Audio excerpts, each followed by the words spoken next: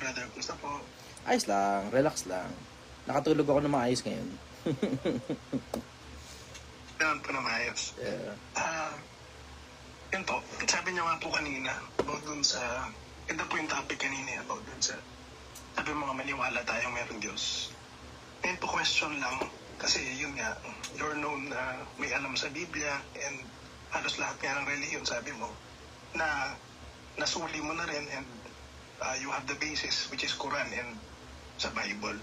Ano ko lang po, if sabi mo, ang goal natin is makita yung kabilang buhay, if ang goal natin is yung makita yung kabilang buhay at naniniwala tayo, o yung iba man hindi naniniwala, pero may paniniwala tayo na may kabilang buhay. Bilang ano po kaya, magkakaiba tayo ng relihiyon, saan po kaya tayo pwedeng mag-focus sama-sama based on the Bible or other books? O kaya sabihin na po natin based on sa Bible, na kahit, kasi maraming ang relihiyon yan, and yun nga, hindi natin alam kung alin yung totoo sa gitna ng maraming yun. Paano kaya tayo paano natin ma-assure yung kaligtasan na tinatawag nila based on the Bible na para marating natin yung goal po natin na yun, na makita natin yun nga, yung sinasabi sa Bibliang buhay na walang hanggan. Saan tayo pwedeng mag-focus? Yun po, if particularly ayon sa Biblia. Yun lang po. Kung particular ayon sa Biblia, 15:1 ng unang Korinto, yung ebanghelyo. Sa pamamagitan nito, ligtas kayo. Kung matyagaan yung iingatan yung mga bagay na aming pinangaral sa inyo, maliban na kung kayo nagsisampalataya ng walang kabuluhan. So, pananampalataya. Saan pananampalataya? Sa ebanghelyo. Sa Diyos. Ganon yung konsepto sa kung Biblia pagbabasihan mo. Nga lang, ito kasi ang problema. Sa sobrang dami kasi ng religion, alin dyan? Pero ito naman din ang sigurado ko. Hindi yung mga tagapakinig ng kautusan yung inaaring ganap. Ang inaaring ganap, yung mga sumusunod sa kautusan. Kasi kahit wala kang kautusan sa katutubo, kung gumagawa ka ng mga bagay ng kautusan, yung kawalan mo ng kautusan, siyang kautusan sa'yo. Ano ibig ko sabihin? Merong tinatawag na ang tawag konsensya. Kailangan matuto kang ungkatin yung sarili mo kung sumusunod ka pa ba sa konsensya mo. Merong ganun Ate na mo, babasahin ko. Ito.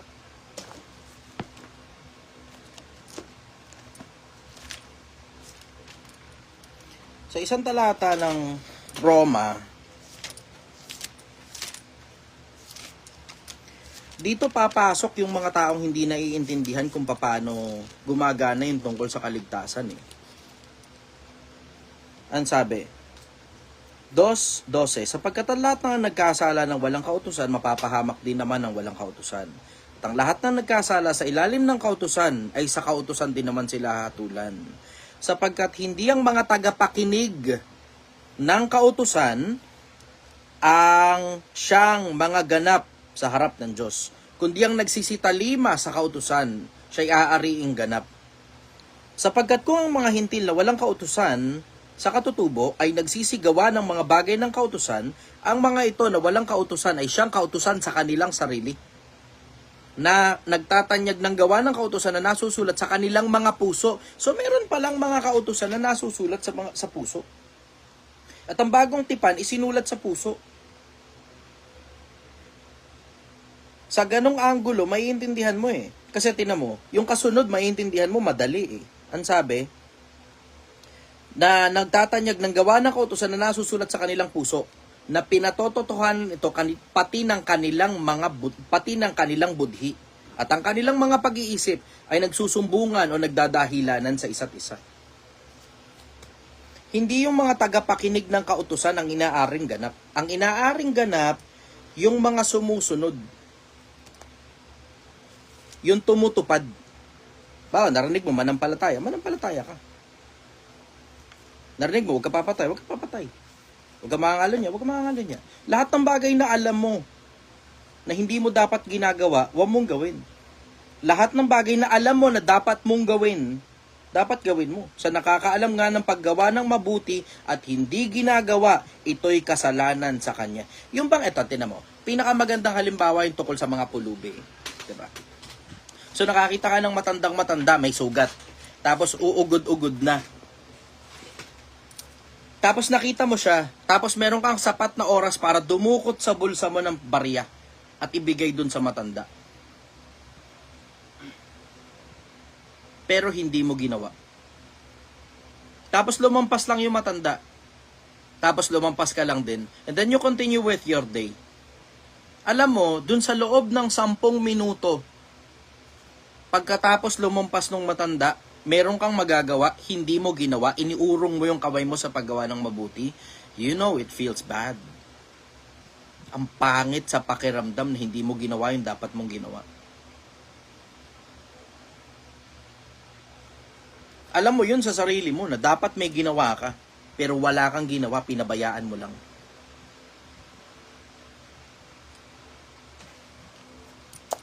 Pero kung may ginawa ka sana, dumukot ka, kahit magkano, bahala ka na.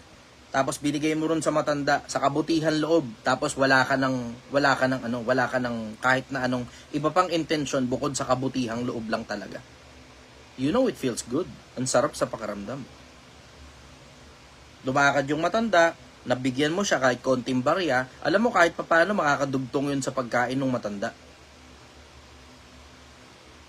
Makakain man lang yung matanda, madugtungan man lang kahit kapraso lang. Maibsan lang kahit kapraso lang yung gutom niya.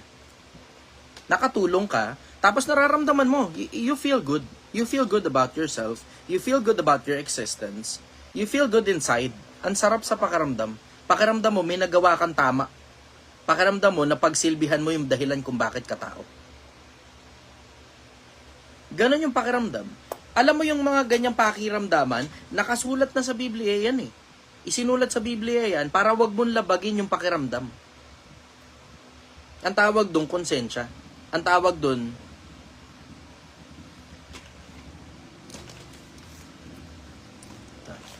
eksaktuhin ko basa para maliwanag.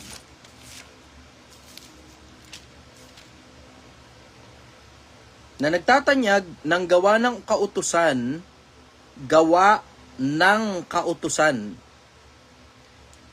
na nasusulat sa kanilang puso. Saan nakasulat? Sa puso. Ano pruweba? Na pinatototohanan ito, pati ng kanilang budhi.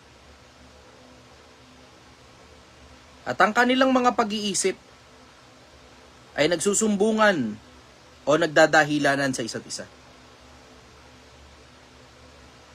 So, yung kautusan, nasusulat sa puso. Yung gawa ng kautusan, nasusulat sa puso. Pinatototohanan ng budhi. Tapos, yung isip, nagsusumbungan, nagdadahilanan sa isa't isa. Yan, hindi mo matututulan yan eh. Na nagdudugtong-dugtong mula dun sa puso na alam mo kautusan, alam mo dapat tumulong ka sa mahirap. Alam mo dapat gumawa ka ng paraan kung may magagawa kang paraan. Nararamdaman mo yan eh. Tapos, yung konsensya mo nagsasalita. Maya-mayang konti yung isip mo nagdadahilan na sa konsensya mo. May debate sa loob mo eh. Lalo na pag hindi mo ginawa yung mga bagay na dapat ginawa mo, nagdidebate isip mo at saka puso mo.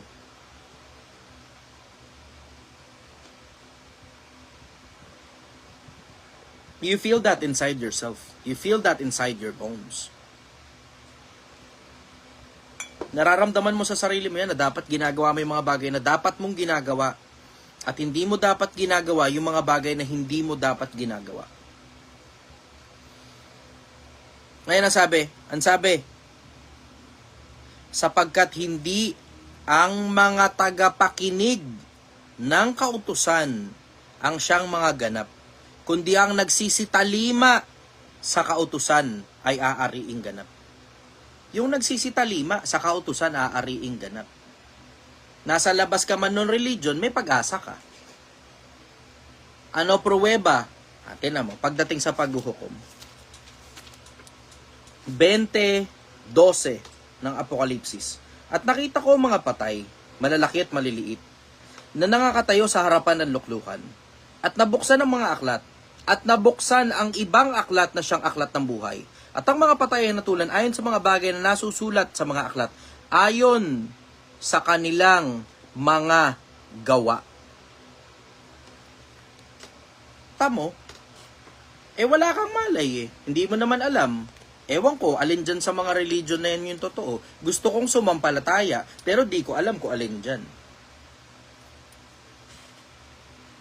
Pero gagawin ko yung sinasabi ng konsensya ko. At least may pag-asa. Kasi may nababasa ako eh. Na merong mga tao inaaring ganap sa pamamagitan nung gawa ng kautusan. Tapos pagdating sa paghuhukom, binuksan yung mga aklat, binuksan yung iba pang mga aklat, aklat ng buhay. Yung mga patay natulan ayon sa mga bagay na nasusulat sa mga aklat, ayon sa kanilang mga gawa. Tamo. So ako, diretso, pananampalataya, goods. Okay yan, wala tayong duda dyan. Pero isasabay ko yung paggawa. Yun na isasabay ko. Para pagdating sa dulo, hindi ako mabibitin. Ngayon sabi mo, hindi, walang kwenta sa Diyos yung mga gawa. Dahil ba sinabing walang kwenta, i-exclude mo na? Hindi na ba dapat kasama yon? Hindi na ba dapat kumilos? Diba?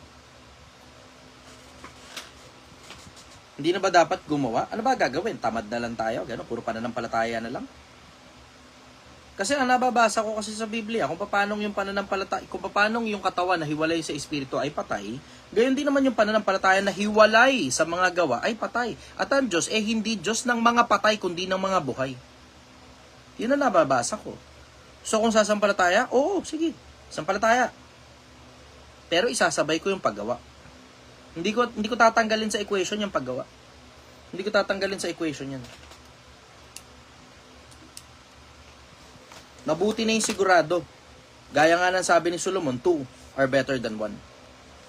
2 heads are better than 1. Dalawa ay maigi kaysa isa.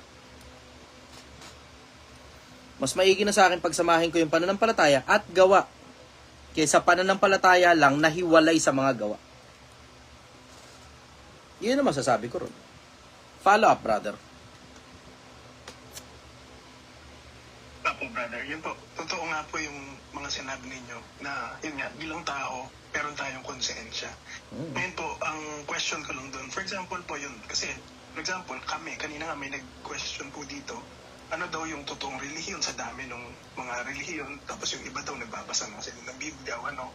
Kasi yun nga po, kagaya ng mga sinasabi niyo noon, on the previous, sabi mo nga ang Diyos hindi papayag na wala siyang ilalagay na totoong relihiyon. So, nasa sa amin, kung ano yung totoong relihiyon na yun. So, paano po kaya kung, for example lang, hindi ka natawag dun sa totoong relihiyon na yun, sapat na ba yung pagsunod natin dun sa konsensyang bigay sa atin ng Diyos para makarating tayo dun sa buhay ng langit? Oo, brother. Kung hindi mo naman alam wala kang malay Yun nga yung binasa ko sa Kapitulo 2 ng Roma. Hindi yung mga tagapakinig ng kautusan ang inaaring ganap. Ang inaaring ganap, yung mga tagasunod sa kautusan. Yung gumagawa, yung kumikilos. Sang-ayon dun sa mga bagay na naiintindihan niya. Kasi tingnan mo, isipin mo anong deciding factor ngayon para maligtas ka pag wala ka talagang alam? Ano deciding factor para maligtas pag wala ka talagang alam? Nasin, wala, ordinaryong tao ka lang, nabuhay ka, sobrang daming religion, tapos di mo alam kung alin dyan ang totoo, nabinyagan ka sa Katoliko, tapos hanggang dun ka lang, tapos namatay ka na pagkatapos. Ano ngayon ang deciding factor para maligtas ka? Alin ang sasapat? Anong kasapatan? Kasi alam natin pare-parehas, may mga tao na buhay talaga, ngayon mismo sa panahon natin ngayon, nabuhay sila sa Pilipinas, under ng Katolisismo, tapos hindi naman masyadong, hindi sila pasasimba kasi ganun talaga pamilya nila in general. Wala lang talaga silang pakialam sa usaping religion. Hindi naman dahil hindi nila gusto, kundi dahil hindi lang talaga nila kinagisnan. Kasi nga, Katoliko sila, alam mo naman ng mga Katoliko in general, hindi naman masyadong, masimba, hindi, diba? Pero hindi sila parang katulad noong mga panahon ng Kastila, na ang mga Katoliko talagang may belo pa, may lambong, tapos naglalakad ng nakaluhod sa simbahan. Hindi na ganun eh. Ang panahon ngayon, sa sobrang dami ng distraction dahil may cellphone na tayo, hindi na katulad nung panahon dati. Dati, isa sa mga kinoconsider na entertainment yung konsepto ng religion eh. Pero ngayon kasi hindi na gaya ng dati. Dati, ngayon, sobrang dami ng entertainment, sobrang daming distraction. At alam natin pare-parehas na may namamatay under the boundary of Catholicism o under the boundary of whatever religion that they have. Nang parang wala lang silang pakialam talaga sa religion at all. Hindi naman dahil hindi nila gusto. Kundi dahil wala, hindi lang talaga nila kinalakihan yung ganong konsepto na talagang kailangan talagang matamang nagrelihiyong ka talaga. Ano ngayon ang magiging deciding factor para sa ganong klase ng tao? Sige, kung halimbawa, ikaw yung sasagot. Ano palagay mo yung pagbabasihan ng Diyos tungkol dun sa mga tao na hindi mo naman masasabing walang pananampalataya? Meron sila, naniniwala sila sa Diyos. Mababaw nga lang, hanggang dun lang talaga kaya ng isip nila. Tapos mas iniintindi nila yung pangkain nila araw-araw. Halimbawa sa squatters area, common yan eh. Ang iniintindi nila pagkain araw-araw. Tapos, yung mga anak nila mapadala sa eskwelahan. Tapos paglipas ng panahon, mamamatay na lang sila, tsamba. Kung ano man ang cost of death nila. Ano palagay mo ang magiging deciding factor nun? Palagay mo kaya, brother. Kung halimbawa, ikaw.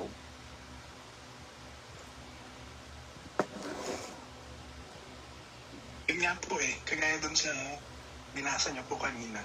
Ang Diyos nga, dun sa sabi nga niya, yun nga eh, yung may kautusang nasa puso. Pero kung ako yung, hindi naman sa, syempre, iba ang lakad ng Diyos sa lakad ng tao. Totoo naman. Yun nga eh, pwede na deciding factor. Eh wala siyang alam eh, hindi siya nakapakinig. Pero ang Diyos nga, naglagay na dun sa puso niya nung something good in Him. So, ano lang po, follow-up question. Maaari bang ikapahamak ng tao na lalabag dun sa konsensyang na nasa kanya in spite na wala siya napakinggang aral? Pag ba nilabag niya yun, maaaring ikapahamak nila? Kung yung pagsunod ang inaaring ganap, therefore, yung hindi pagsunod, ano kayang consequence? Yan po, kapahamakan. Diba? Kasi kung dun pa nga lang, isipin mo to kung dun pa nga lang sa pagsunod, alam mo na merong konsepto ng pananampalataya, tapos alam mo na si Kristo yung daan. 'Di ba? So kung ba naniniwala ka sa Biblia, bawa, Kristyanismo muna tayo, labas mo na iba religion. Hindi mo na kasali yung konsepto sa Quran, hindi mo na kasali yung konsepto na iba-iba religion. Kunyari, Kristyanismo lang muna tayo. So ngayon, kung kunyari, alam mo na si Kristo yung daan, katotohanan, buhay, hindi ka makakarating sa Ama maliban sa pamamagitan niya. Pananampalataya ang daan.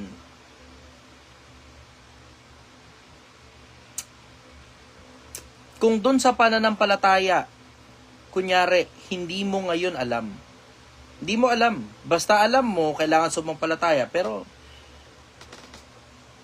naniniwala ka lang na may Diyos. Hanggang dun lang. Naniniwala ka lang na may Diyos. Tapos, alam mo na ng pagbabasihan. Merong parte nun, pagbabasihan, mga gawa. Konsensya. Tapos hindi ka pa gumagawa ng mabuti. Tapos ang ginagawa mo, kabalbalan. Tapos alam mo sa sarili mo, hindi mo dapat ginagawa yun. Tapos nakakakain naman ng pamilya mo kahit construction worker ka. Pero, hitman ka. O, tindero ka ng shabu. Alam mo naman na hindi mo dapat ginagawa yun. Construction worker ka, nakakakain naman ng pamilya mo. O magnanakaw ka. Pero, construction worker ka rin. Mahirap ka lang. Tapos yung tungkol sa relihiyon, labas sa isip mo yan. Kasi di ka naman mapapakain yan eh. Yun ang logic mo. Ang logic mo, magre-relihiyon ako, di naman ako mapapakain yan. Basta naniniwala ako may Diyos. Basta hindi ako gumagawa ng masama. Yun ang nasa isip mo. Pero gumagawa ka nga ng masama. Tapos pakiramdam mo, wala kang ginagawang masama. Pero alam mo sa konsensya mo. Pero yung bibig mo, sinasabi, wala kang ginagawang masama. Kasi maraming tao ganyan eh. Diretso lang. Alam niyo yan, Pilipinas. Maraming tao ang ganyan ng logic. Ang logic nila, wala man ako ginagawang masama. Hindi naman ako pumapatay. Ganyan ang logic nila eh. Wala naman ako natatapakan tao. Yan ang logic ng maraming Pilipino. Alam niyo yan. Kahit ultimo kapitbahay niyo, ganyan na sinasabi. Wala naman ako natatapakan tao. Hindi naman ako pumapatay. Hindi naman ako nagnanakaw. Oo nga, di ka nga nagnanakaw, di ka nga pumapatay. Pero may jowa kang may asawa na. Wag tayo maglokohan. Wag tayo maglokohan, Pilipinas. Wag tayo magululan. Alam niyo yan. Alam niyo yan, may mga ganyan logic dito sa Pilipinas. Alam niyo nag-e-exist yung mga ganyan logic dito. Hindi naman ako gumagawa ng masama. Hindi naman ako pumapatay ng tao, hindi naman ako nagnanakaw. Ang kasalanan ko, nagmahal lang naman ako. Minahal mo may asawa. Diba? Alam nyo sa sarili nyo, may mga ganyan tao, may mga ganyan logic dito sa Pilipinas. Narinig nyo na ng maraming ulit yan.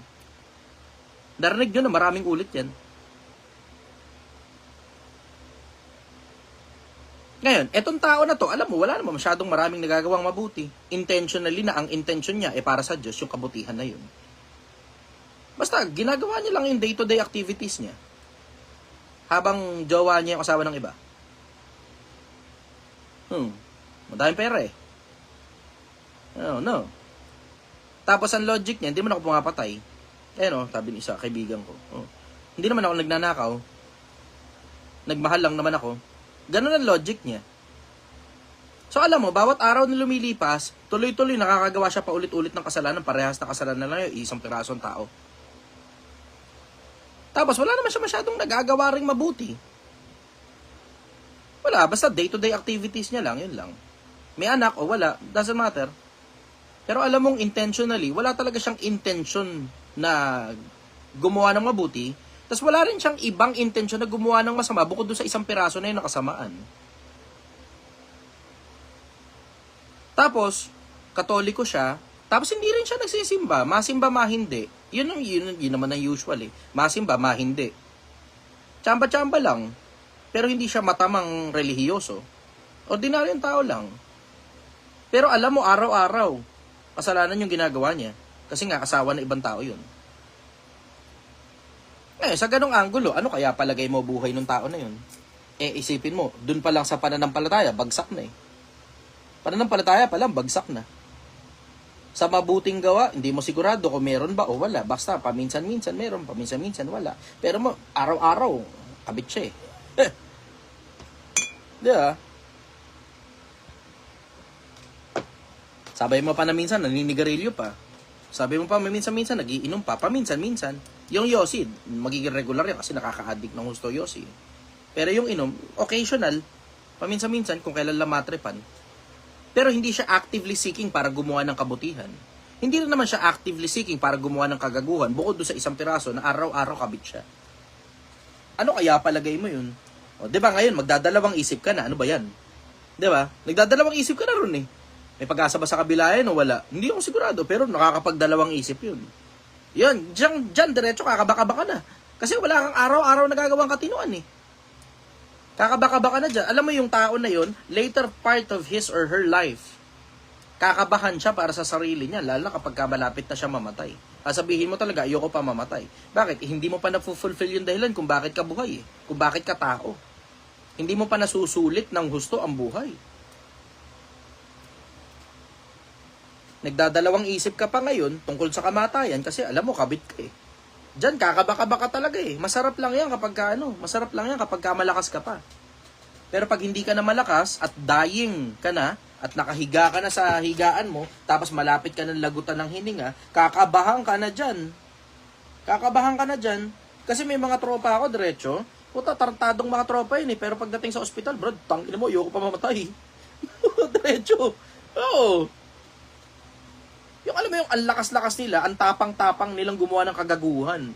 Tapos nung nasa ospital na, medyo nagdadalawang isip, ano lang naman, puta, sakit lang naman ng tiyan. Sakit lang ng tiyan yun ha, na ospital. Ayoko pa mamatay. Oo.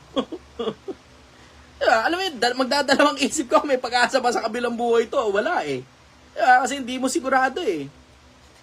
Ngayon tungkol doon sa tanong mo, paano kaya kung kalokohan yung mga ginagawa, ganun? Diretso, nakakapagdalawang isip yun. Kasi pagdating sa pananampalataya, alam mo, malaki chance babagsak tong taon to eh. Malaki chance eh. Walang manifestation ng pananampalataya doon sa tao na yan eh. So alam mo, malaki ang chance pananampalataya ng tao na yan, patay. Bakit? Hindi mo makita sa gawa yung pananampalataya niya eh. So ngayon, paano ngayon ang hatol nun? Ano kaya palagay mo, brother? Ano palagay mo? Yun po, kung ang Diyos nga ang hahatol, Patay. yun, patay. Patay. Lalo na kung ulit mong, di ba, yun nga, yung hindi ka nagbabago. Mm. Kasi nga yung konsensya eh. Yun yung nasa atin, eh, bawa, nakita mo ng ganito, bago ka, wala eh. Sinaway mo eh. Mga ganon. Yun na nga mismo. Kaya diretso, ako, tatrabahuin ko na lang. Welcome ka, sabihin pananampalataya. Oo, sumasampalataya din ako. Oo, sumasampalataya din ako. Hindi nga lang sa'yo. Yung iba kasi, kailangan ikaw tamang pananampalataya, tamang pananampalataya. Ba't mali ba yung pananampalataya ko? Yung sa'yo, tama. Hindi nga makita sa gawa eh, dahil ayaw mong gumawa na mabuti eh. Ang gusto mo, puro ka pananampalataya, puro boka-boka eh. Diba? Puro ka boka-boka eh. Ang pananampalataya mo, nasa boka-boka mo lang eh. Parang isang pastor na bumibira sa akin. May isang pastor dyan bumibira sa akin, bula ang propeta yun eh. Alam na alam mo, bula ang propeta, tingnan mo, nagdebate sila ni Karashid, nadurog siya eh. Yung tungkol sa Trinity. Oo. Debate sila ni Karashid, ayun, nadurog. Partida na, Muslim pa yung nakalaban niya, hindi pa Kristiyano yun, ha? Oo. Sipin mo yun. Muslim pa yung nakalaban niya, hindi Kristiyano. Nadurog siya eh. Alam na alam mo, bula ang propeta eh. Bakit? Kung paniniwala mo totoo, bakit pagdating ngayon nung ni Karashid na Muslim, ikaw pa ang humamon, tinan mo, nadurog ka. Oh, kaya tinan mo, dun sa page niya, inilalabas niya yung stand niya lang. Hindi niya nilabas yung stand ni Karashid, hindi niya pinost ng buo. Ang Karashid, pinost buo eh. Tamo. Tapos, yun ngayon ang bumibira sa akin tungkol sa pananampalataya daw. Ito nakakatawa. Merong sometime in the past, naalala ko yung tao na yun kasi sobrang dami na kasing nangyari sa buhay ko. Ang dami ko na nagawa sa buhay ko eh. Yung tao na yun hanggang ngayon, puro boka pa rin hanggang ngayon tungkol sa pananampalataya eh. Naalala ko nung mga panahon... Alam mo, diretso, natatawa na lang ako na dito sa tao na to. Naalala ko nung mga panahon na na unang beses kong nakasalunga yung tao na yun, binabanatan ako tungkol sa mga content ko tungkol sa Biblia. Ngayon, puro mukha ko na yung nakalagay dun sa page niya. Puro mukha ko yung nakalagay dun sa page niya. Na kasing binabanatan ako paulit-ulit, tuloy-tuloy. Eto problema, ang dami ko nang nagawa. Ikaw hanggang ngayon, puro pananampalataya ka pa din. Binibirahan ako ng tao na yun tungkol doon sa mga bagay na pananampalataya daw. Noong mga panahon na bumabagyo dito sa Pilipinas, tapos ang Metro Manila lumulubog. Ako, kaliwat kanan ngayon ng charity ko, tulong ako sa mga tao. Siya, walang nagawa. Puro na lang pananampalataya. Ang sabi niya, dapat daw tumakbo daw akong politiko. Yun ang sabi niya, dapat ikaw tumakbo kang politiko, sabi niya ganun. Hindi nga ako interesado sa politika eh. Gusto ko gumawa ng mabuti habang sumasampalataya. Ikaw, puro ka pananampalataya na lang, wala kang gawa. Puro ka ngaw-ngaw, puro ka ngawa. Ang dami ko nang nagawa para sa kapwa-tao. Ikaw hanggang ngayon, nandiyan ka pa rin sa puro na lang pananampalataya na walang mga gawa. Ngaw-ngaw ng ngaw-ngaw. Hangaw-ngaw ng ngaw-ngaw. Puro pananampalataya, pananampalataya. Kaliwat kanan ng pananampalataya. Napakagaling ng pananampalataya mo. Clap-clap sa'yo. Ang tanong, ano nang nagawa mo? Para sa buhay ng kapwa-tao mo, ano nang nagawa mo? May naitulong ka na ba sa kapwa-tao mo? Bukod dyan sa pananampalataya mong patay? Na walang mga gawa? Diba? Yan ang sinasabi. Ako diretso, mananampalataya, sige, goods yan. Pero gagawa ako ng mabuti, di mo ako mapipigilan at maraming kapwa-tao ang umuusad ng buhay dahil sa paggawa ko ng mabuti. Ikaw, ilan ng buhay ng kapwa-tao ang napausad mo ng puro pananampalataya na lang walang gawa? Sige. Puro ka pananampalataya eh. Sarili mo, di mo maiayos, puro ka pananampalataya. Lumabang ka ng debate sa Muslim, natalo ka pa. Pero mo, ikaw yung Kristiyano. Ikaw yung Kristiyano. Ang basihan mo, Biblia. Natalo ka gamit ang Biblia, ang kalaban mo, Muslim. Tragis ka talaga. Tapos bibirahan mo pa ako. Ako pa bibirahan mo. Brad, hindi ako pastor. Vlogger ako, vlogger. Baka pag pinatulang kita sa debate, maintindihan mo, ultimo vlogger, natatalo ka. Sinasabi ko sa iyo, Sinasabi ko sa'yo, vlogger lang ako. Papaalala ko sa'yo, hindi ako pastor, vlogger lang ako. Pero ako kasi yung tipo ng vlogger na nag-iisip at hindi puro pananampalataya na lang nahiwalay sa mga gawa katulad nung sa'yo. Puro ka pananampalataya. Yan tanong ko sa'yo, ano na nagawa mo para sa Pilipinas? Kasi ako, ang dami ng taong umusad ang buhay eh. Ang dami na ng taong matino na ngayon, ang daming taong nga siraulo na nagbabagong buhay dahil sa mga pinagsasabi ko sa social media. Ikaw, ilan ng tao? Ilan ng tao na tulungan mo? Ano nang nagawa mo para sa Pilipinas? Ano na? Puro ka na lang ganyan, boka-boka, pananampalataya na lang, wala ka magawa? Wala. Yan na yun. Yan na yun, pananampalataya mo, yan na yun. Kasi ang nababasa ko sa Biblia, peram nga ako ng cellphone. Peram ako cellphone kasi vlogger lang ako eh. Hindi ko kabisado talata, hindi katulad mo, kabisado mo mga talata. Pero natatalo ka pa sa Muslim sa bagay na pinaniniwalaan mo ng buong pananampalataya mo. Peram ako cellphone. Ganda ng cellphone mo, bago ba yan? Bago to. Putang, ano mo, napakayaman mo talaga. Biglang yaman ka sa akin. Umusad na ba buhay mo? Umusad na eh, no? Hindi ba ba? Kaya nakabili kang bago cellphone.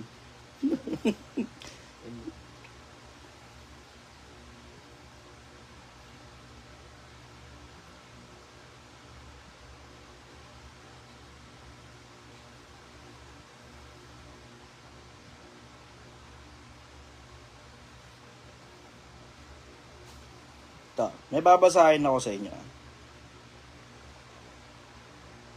Ganda talaga nito ah. Sana nga lang mabilis yung internet. Ang bagal eh. Ang bagal ng internet mo, brother. Dito yan eh. Ah, okay. Sige. Hindi yan.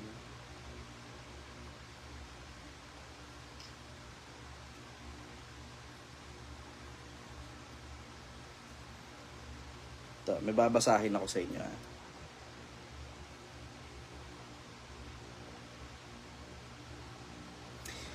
Santiago 2:18.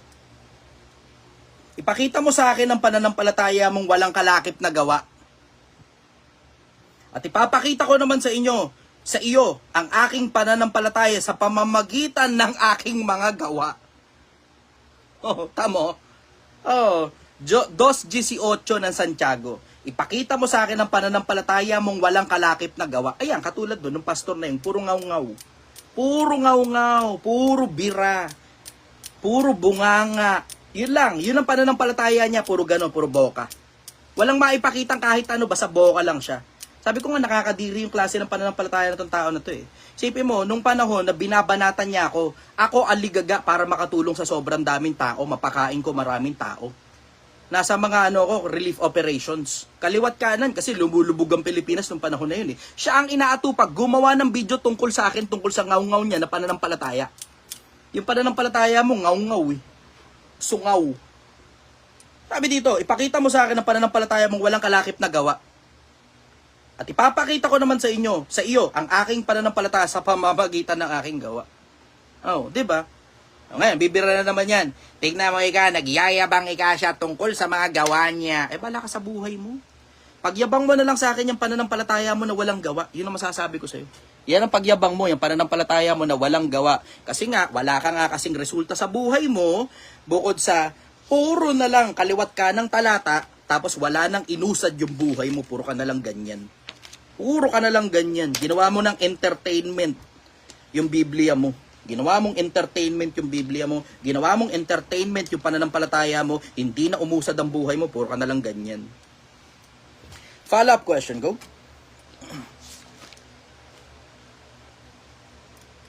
Yan po, brother. Okay nga. Yun nga, pananampalatayang walang gawa. Wala eh. Dead. Patay. Yan po.